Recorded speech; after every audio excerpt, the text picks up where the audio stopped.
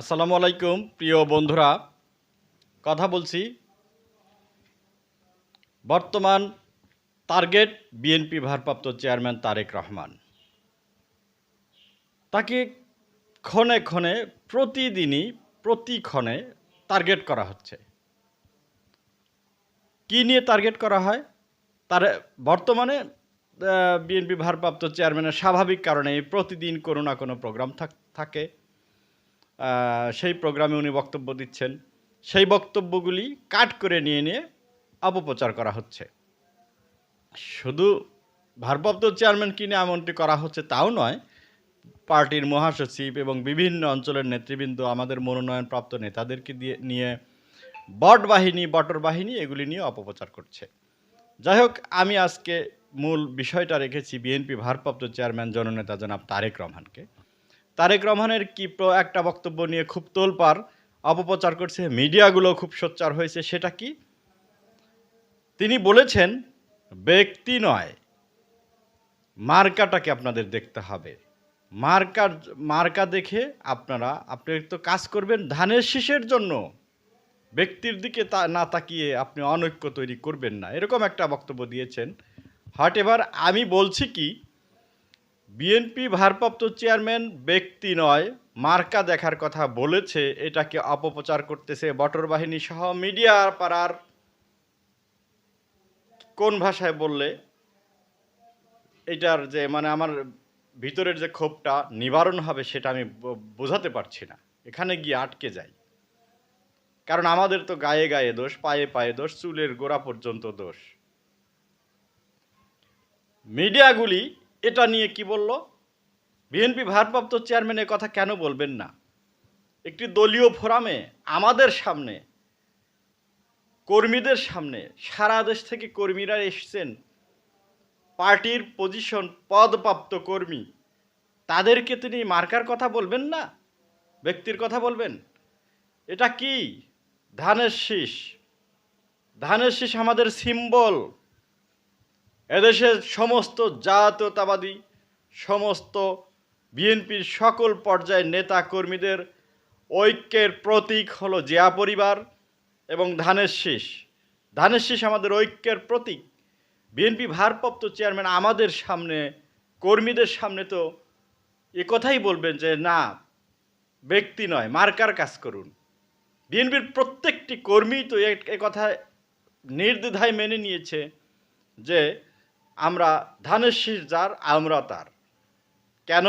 এ কথা আপনাদের পছন্দ হয়নি, পছন্দ হচ্ছে না, এরকম একটা মার্কা তো কারো নাই, তাই না? ব্যক্তির কথাই যদি বলি, বাংলাদেশের যে কয়জন মনোনয়ন পেয়েছেন বিএনপি থেকে, এরকম ব্যক্তি কি কারো আছে নাকি? একটা জিয়া পরিবার অন্য কারো আছে, কারো দলে আছে? একজন মির্জা ফখরুল, একজন সালাউদ্দিন আহমেদ আছে নাকি কারো? দেখাও না একটা পিস, এরকম মাস্টার পিসগুলি নেই তো। ব্যক্তির দিক দিয়েও এগিয়ে নাই, কিন্তু তোমরা এই কথাটাকে কাট করে অপপ্রচার করার কেন দরকার ছিল রে ভাই? মার্কার কথা বিএনপি ভারপ্রাপ্ত চেয়ারম্যান আমাদেরকে বলেছেন যে ব্যক্তি নয়, আপনার পছন্দের নেতা নাও পেতে পারে, পছন্দের নেতা পায়নি বলে অনৈক্য রাখবেন, অনৈক্যের কারণে হেরে যাবেন, হারা যাবে না। ব্যক্তি নয়, মার্কা, ধানের শীষের কাজ করুন। আপনি তো করবেন ধানের শীষের কাজ, এটা বিএনপি ভারপ্রাপ্ত চেয়ারম্যান তো ভুল হতে পারে না। সারা দেশের একটা বিশাল জনসভায় সকল জনগণকে কথা বলেছে, তেমন নয়। বিএনপির কর্মীরা যখন যান প্রাণ দিয়ে প্রাণপণে লড়বে একটা মার্কার পক্ষে, তখনই না বিজয় নিশ্চিত। তো বিজয়ের কথাই তো তিনি বলবেন, তাই না? কেন বিএনপি ভারপ্রাপ্ত চেয়ারম্যানকে এবার বারবার টার্গেট করা হচ্ছে? কারণ বিএনপি ভারপ্রাপ্ত চেয়ারম্যানের যেই কনসেপ্ট, যেই প্ল্যান, যেই ডিসক্লোজ তিনি করছেন, যেই বক্তব্য দিচ্ছেন, এরকম বক্তব্য দেবার মতো তোমাদের কারো নেতা নাই, কেউই নাই বাংলাদেশে। ওনার সমকক্ষ কেউ এরকম কোনো কিছু করতে পারছেন না। উনি যেই ন্যারেটিভগুলো দিচ্ছেন, কারো নাই এরকম। এটা কি? ফার্মার্স কার্ড, কৃষি কার্ড, কৃষক কার্ড নেই, দাও নাই তো কেউ। এটা বাস্তবায়ন করবো ইনশাল্লাহ আমরা, আমাদের দল যদি ক্ষমতায় যায়। এই যে ফ্যামিলি কার্ড, এরকম কনসেপ্ট তো তোমরা দিতে পারোনি, এরকম প্ল্যান, এরকম আইডিয়া তোমাদের তো নাই। তোমরা কি সস্তা জান্নাত বিক্রির কথা কেন বললাম? কারণ জান্নাত তো কারো হাতে না, মহান রব্বুল আলামিনের হাতে। পুরনো ধাঁচের সেই জান্নাতের কথা, দিনকে কায়েমের কথা বলা হচ্ছে, কোরআন হেরে যাবে, ইসলাম হেরে যাবে, এরকম ফালতু কথা। ইসলাম কখনো হারে না, ইসলাম কখনো হারে না, কোরআন কখনো হারে না। জান্নাত কারো বাপের সম্পত্তি না, কোনো দলের বাপের সম্পত্তি না। জান্নাত আল্লাহ রব্বুল আলামিনের হাতে।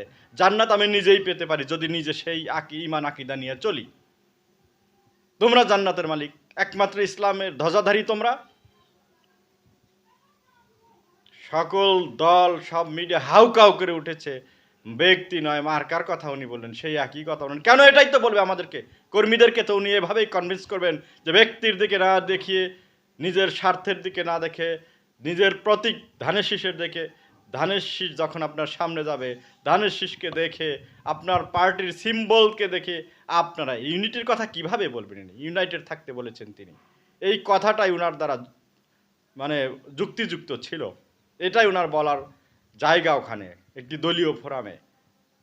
এটা নিয়ে হাউকাউ, প্রত্যেকটা কথা নিয়ে তারেক রহমানের কথা নিয়ে কাউন্টার দিচ্ছেন, যা ওসব কাউন্টার মানুষের মনে মানে ঢুকতে পারছে না। তারেক রহমান যে কথাগুলি বলছেন সেগুলো তো মানুষের হৃদয় ছুঁয়ে যাচ্ছে। কাজে আগামী দিনে ভোটের মাঠে দেখা হবে, রাজপথে দেখা হবে ইনশাল্লাহ। মনে রাখবেন,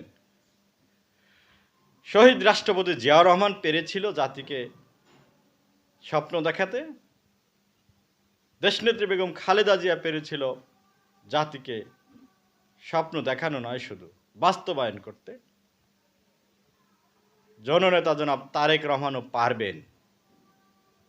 বাংলাদেশে আগামী দিনে বাংলাদেশের নেতৃত্ব দেবার মতো, বাংলাদেশের জনগণের পাহারাদার, সার্বভৌমত্বের পাহারাদার, সাম্রাজ্যবাদী